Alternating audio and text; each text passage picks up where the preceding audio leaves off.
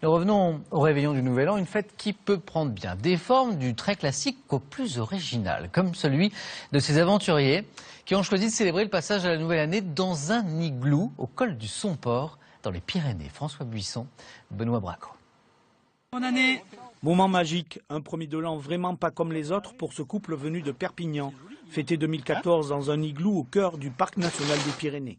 Les gens qui viennent là, ils ne sont pas sur des réveillons classiques avec les paillettes et les danses du canard. Donc effectivement, nous on est sur une ambiance qui est un peu plus montagne, un peu plus sympathique, un peu plus vraie aussi.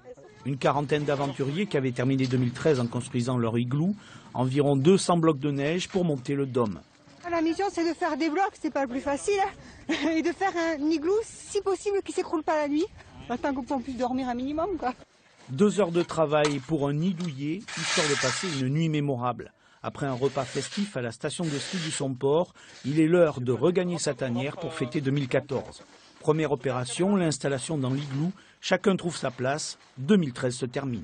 On a une petite coupe, une petite bouteille de champagne. On a nos duvets et on va passer la nouvelle année au frais.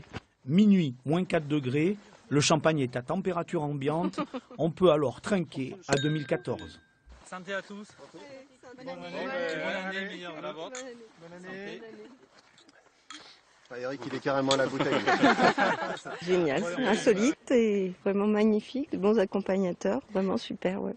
C'est vraiment quelque chose à vivre. Une belle nuit passée dans un espace préservé des Pyrénées béarnaises, une expérience rare, loin des espaces habités.